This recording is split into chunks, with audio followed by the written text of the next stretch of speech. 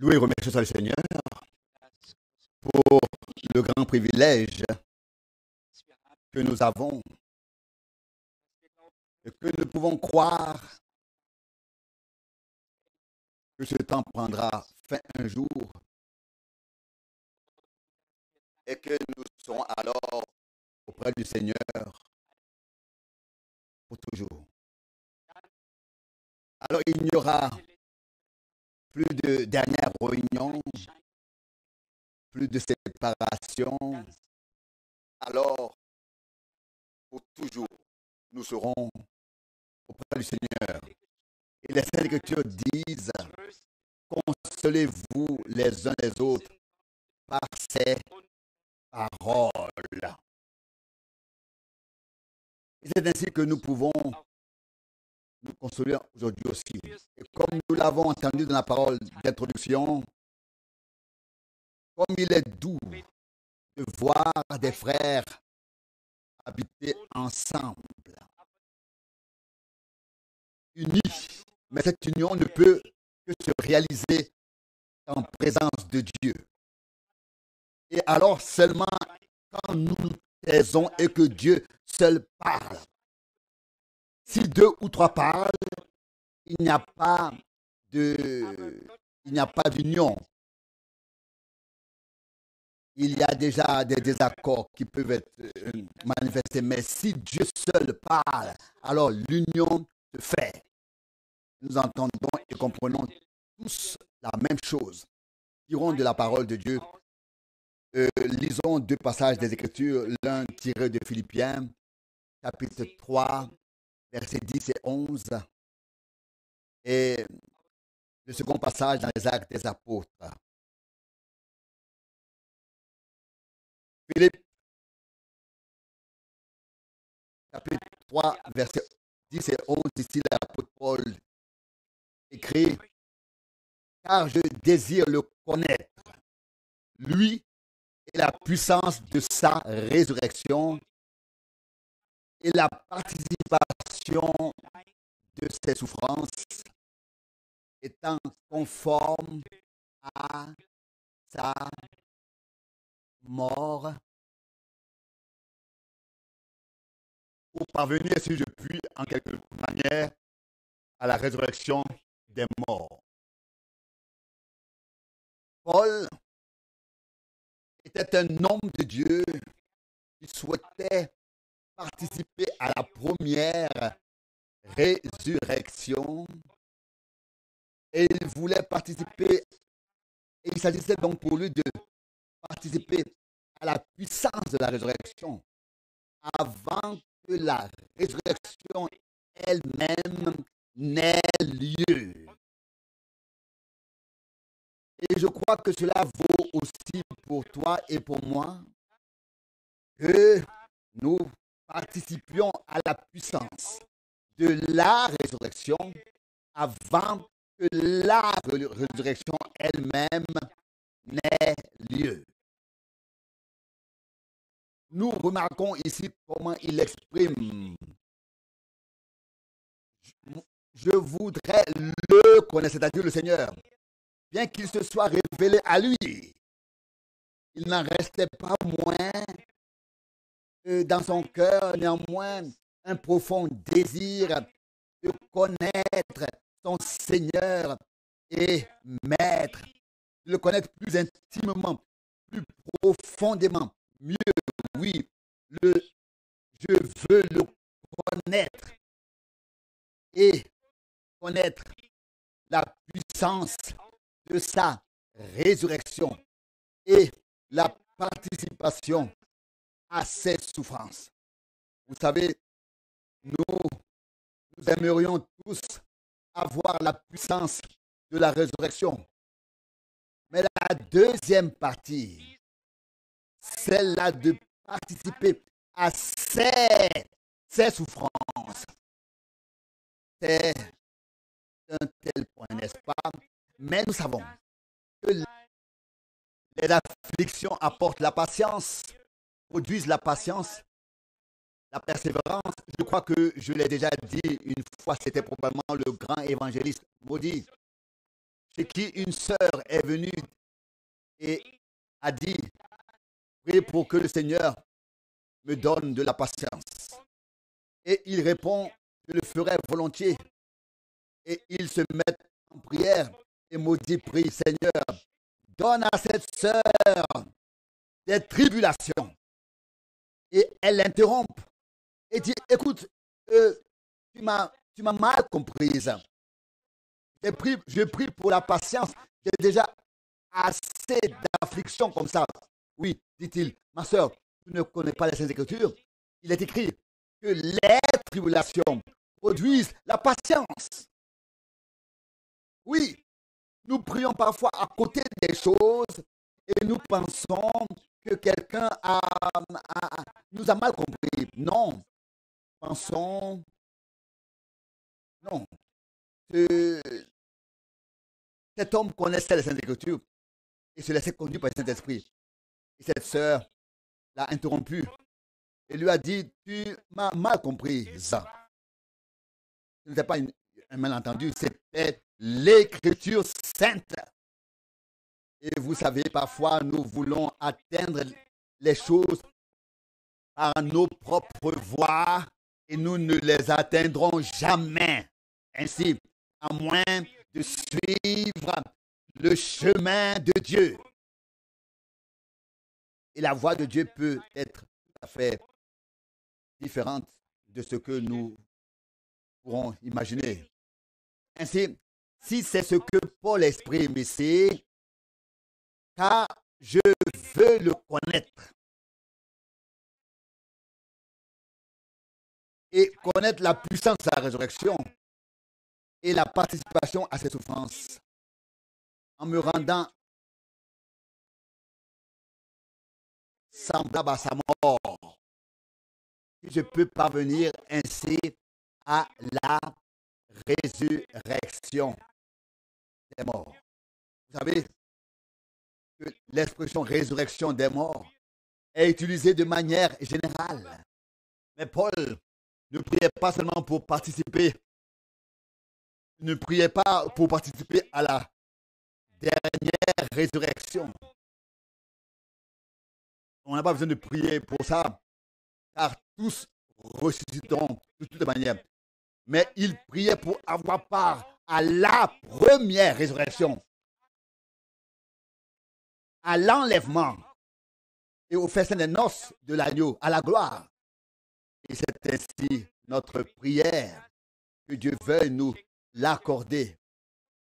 Je voudrais citer Actes des Apôtres 2, ou bien alors lire le sermon de Pierre à partir du verset 22. Actes des Apôtres 2, verset 22.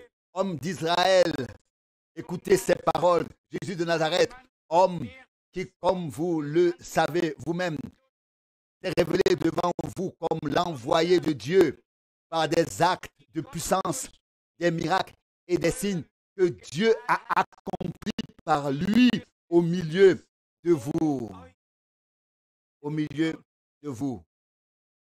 Cet homme qui, selon le dessein arrêté et la prédestination de Dieu, vous a été livré. Vous l'avez cloué à la croix par la main des impies et vous l'avez mis à mort. Dieu l'a ressuscité, ayant dissipé les douleurs de la mort, parce qu'il n'était pas possible qu'il fût retenu par elle.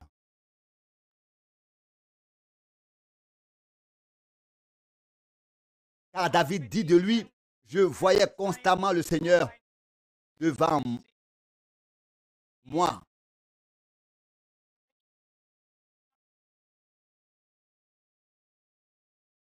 Parce qu'il est à ma droite, de sorte que je ne chancelle pas. C'est pourquoi mon cœur s'est réjoui et ma langue a tressailli d'allégresse. De plus, mon corps aussi se reposera dans l'espérance, car tu ne laisseras pas mon âme dans le royaume des morts et tu ne permettras pas que ton sein voie la corruption. Tu m'as fait connaître des chemins de vie. Tu me rempliras de joie devant ta face.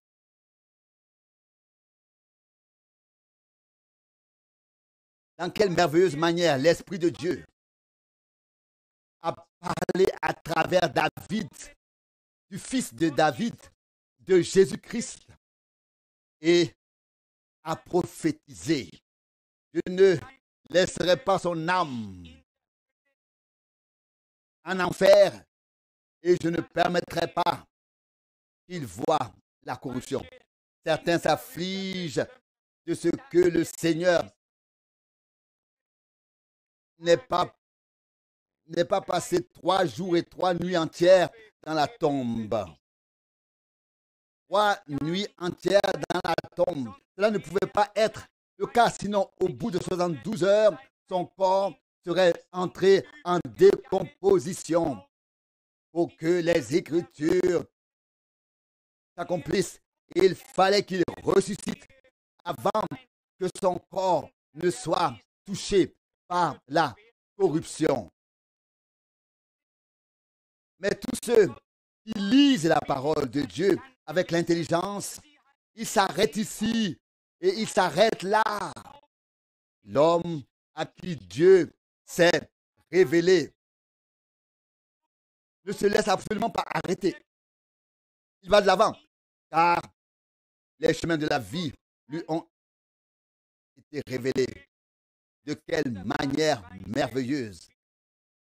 Il est dit ici, il vaut mieux peut-être que je lise sans lunettes, je pourrais ainsi mieux comprendre, ou bien alors suivre les choses, sinon je vois double.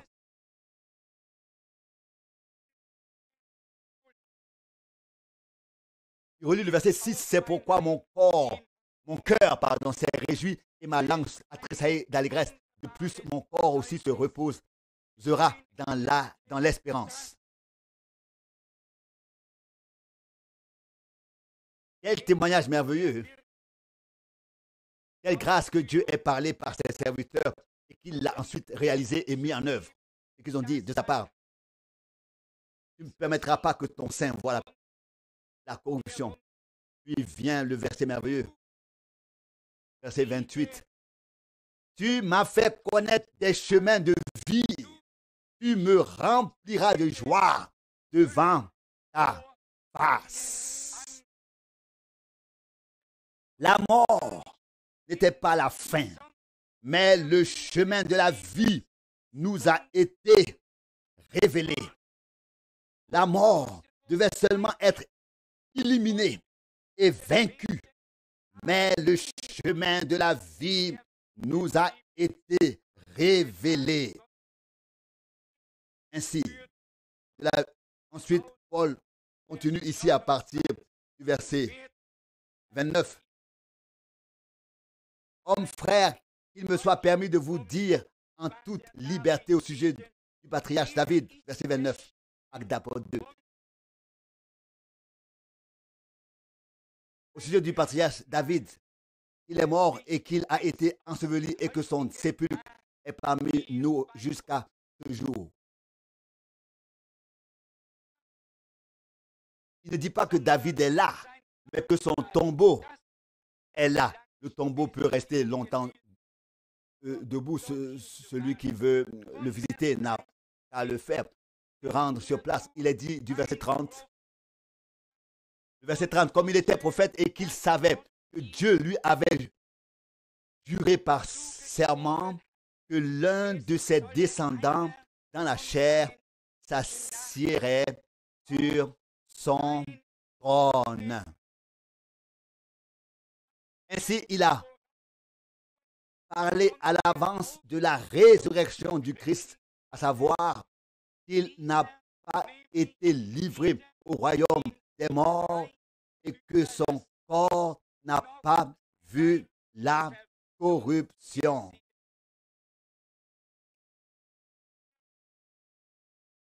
De quelle manière merveilleuse David a anticiper, a pu voir à l'avance. Oui, les prophètes avaient une vision large de l'avenir. Leurs yeux étaient loin. Et comme nous l'avons dit dans les jours précédents, ils ont écrit l'histoire du salut. Et cela à l'avance. Quand je pense que Pierre était un pêcheur, nous étions il y a quelques semaines au bord du lac de Tibériade à Capernaum, à l'endroit même où Pierre et les 3 autres disciples ont été appelés par le Seigneur.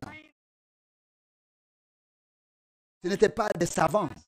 Ils ne savaient même pas où se trouvait quoi, où ils pouvaient le trouver, où ils pourraient le chercher. Mais c'était après la Pentecôte, il a été conduit par le Saint-Esprit vers le bon passage biblique au bon moment et guidé et conduit. Le même esprit qui était sur les prophètes qui ont annoncé l'histoire du salut à l'avance était sur les apôtres pour qu'ils puissent, dans leur accomplissement, de manière juste et conforme à l'Écriture, écrire l'histoire du salut.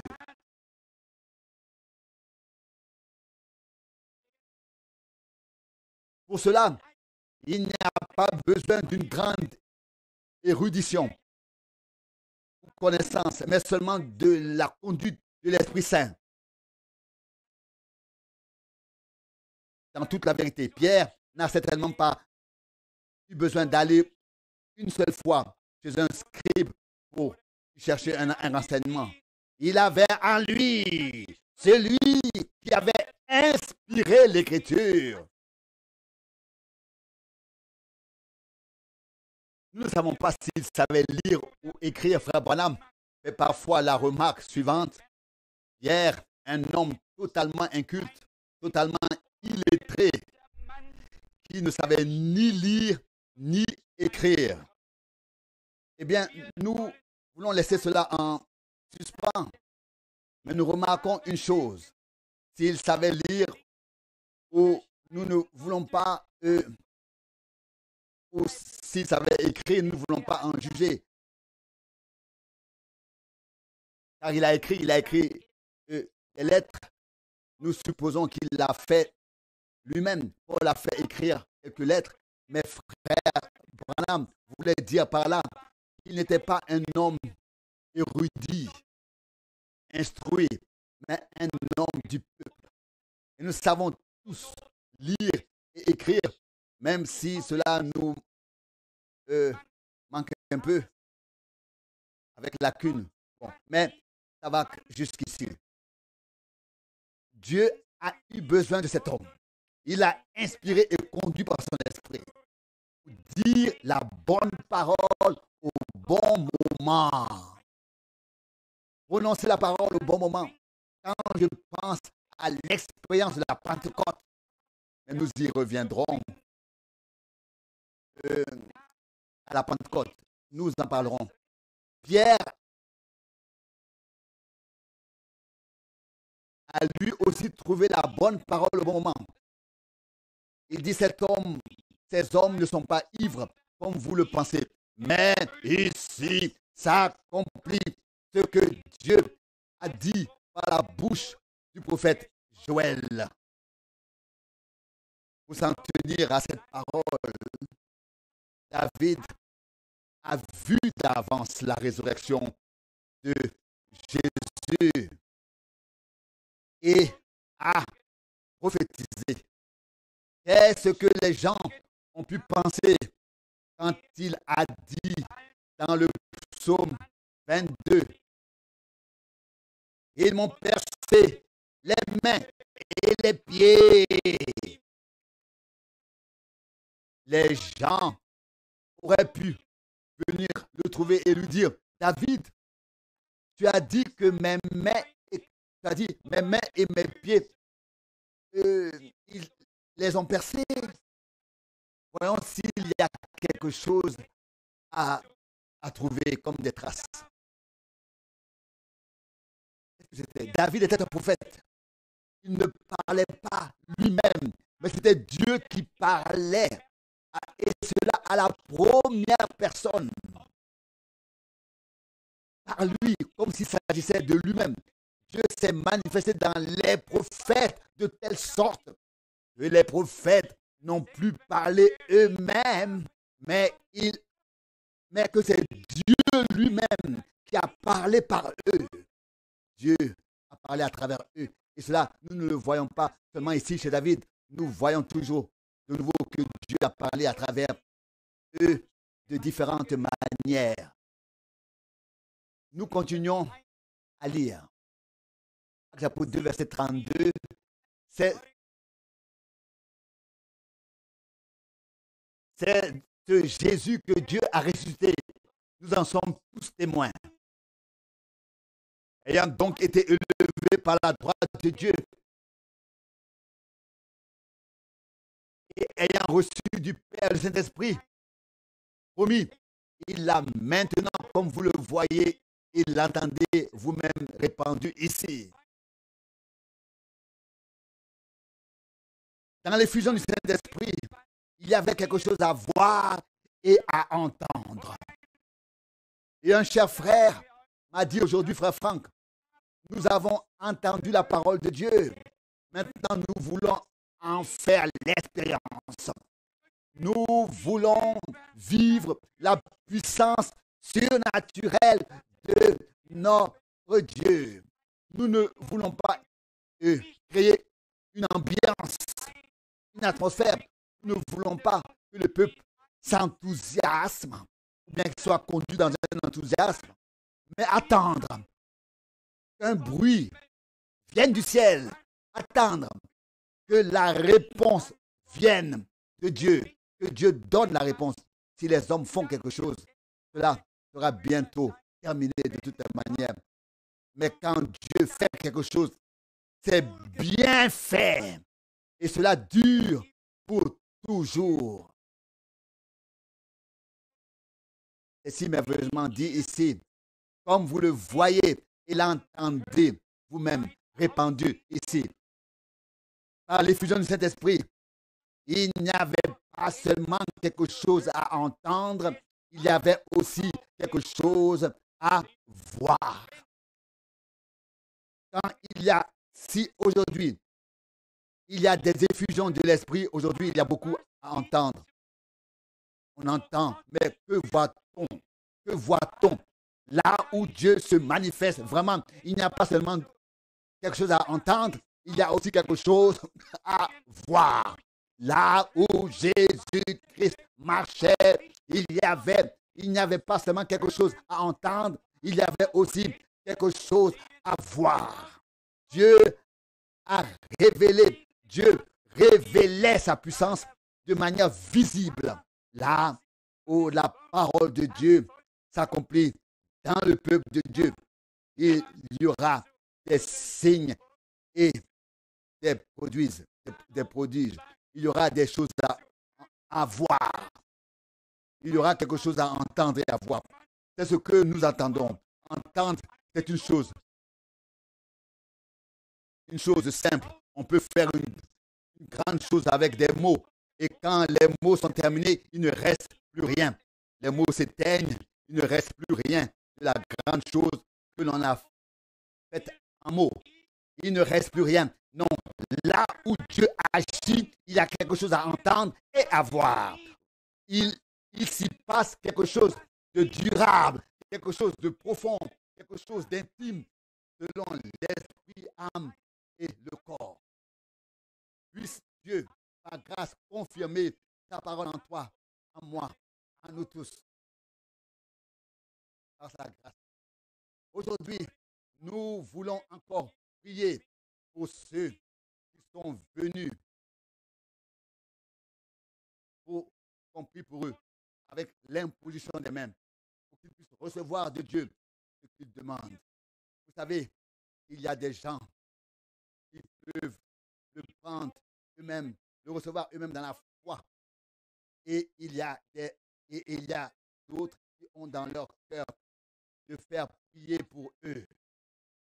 Et nous ne voulons pas clore ces réunions sans avoir donné l'occasion ou donner l'occasion de prier pour les quelques personnes qui sont venues pour la prière. Et peut-être aurons-nous alors la grâce non seulement d'avoir entendu la parole de Dieu, mais d'en avoir aussi fait l'expérience de son effet. Combien peuvent croire que Dieu est fidèle à sa parole, qu'il tient ses promesses, qu'il les accomplit, qu'il est le même hier, aujourd'hui et éternellement. Ayons confiance en lui, croyons-le de tout notre cœur et sachons qu'il est présent pour se manifester à toi et à moi, pour faire de notre vie, pour faire en sorte que dans notre vie, sa parole soit une réalité et soit confirmée. Nous ne pouvons pas faire autrement que de croire, car Dieu a mis la foi dans nos cœurs. Ce n'est pas une chose pour laquelle nous devons lutter. Elle nous a été donnée par grâce. Et il est écrit dans Romains 10, la foi vient de la prédication et la prédication vient de la parole. Et la parole de Dieu est vraie. Le ciel et la terre passeront, mais la parole de Dieu demeure éternellement. Prends la promesse pour ta requête dans ton cœur. Si tu viens pour qu'on prie pour toi et dis Seigneur, je me place sur ta parole. Je crois à ta promesse et je crois que tu accomplis maintenant ta parole en moi. Et alors, cela te fera par grâce pour la confirmation de la parole du Seigneur et pour la gloire de notre Dieu. Qu'il fasse naître par grâce une foi vivante dans ton cœur et dans le mien.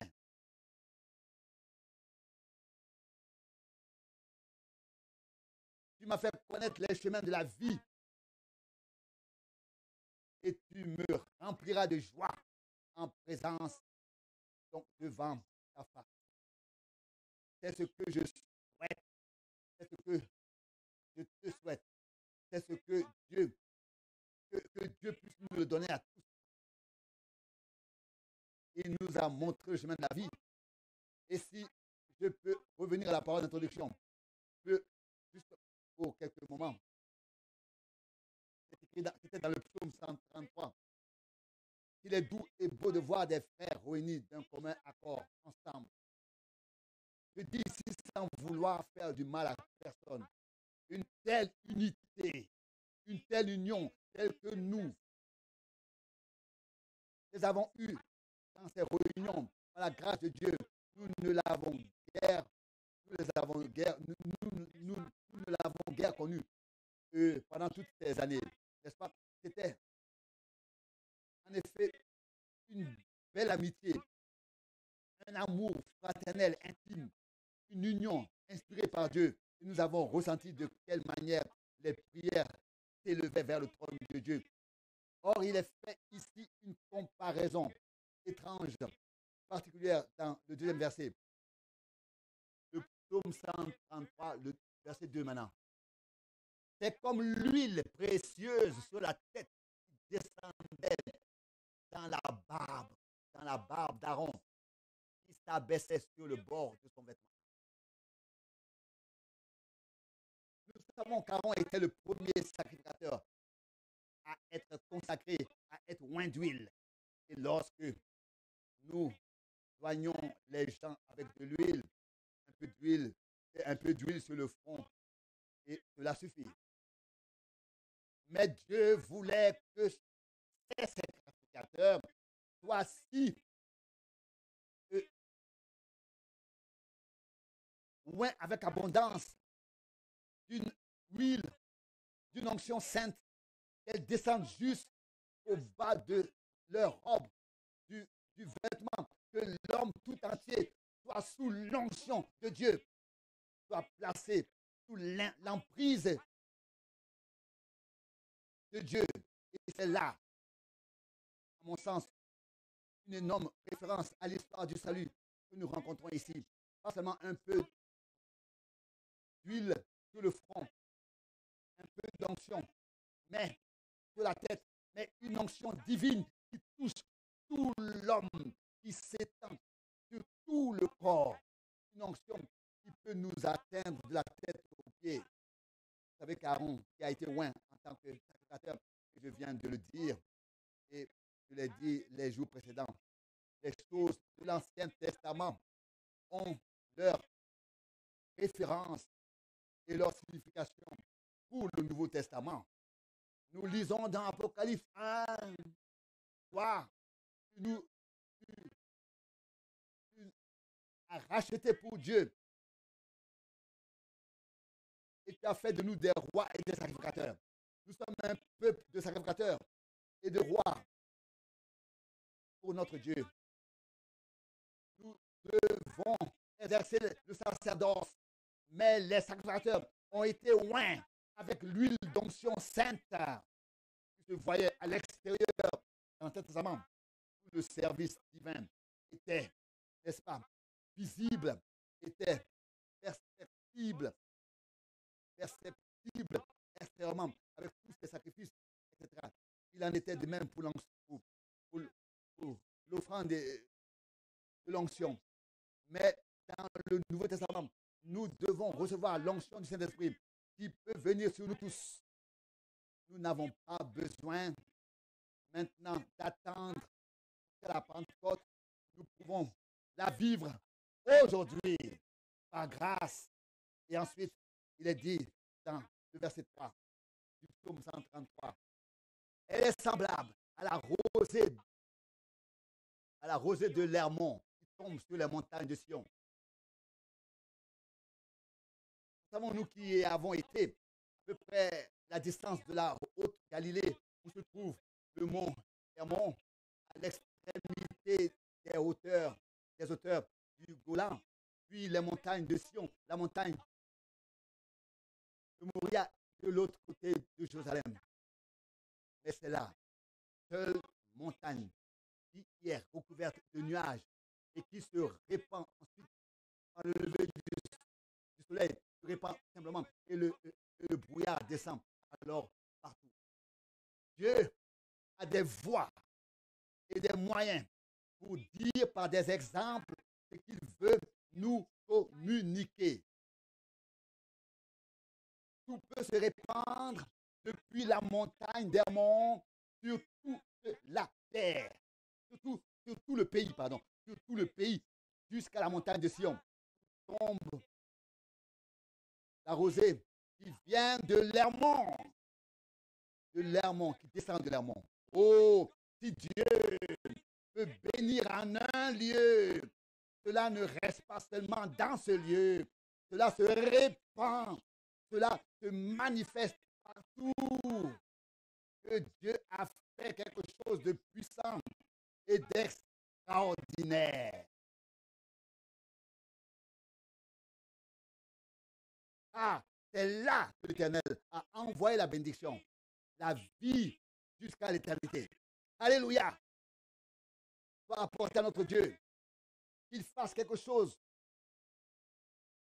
de grand qui se répand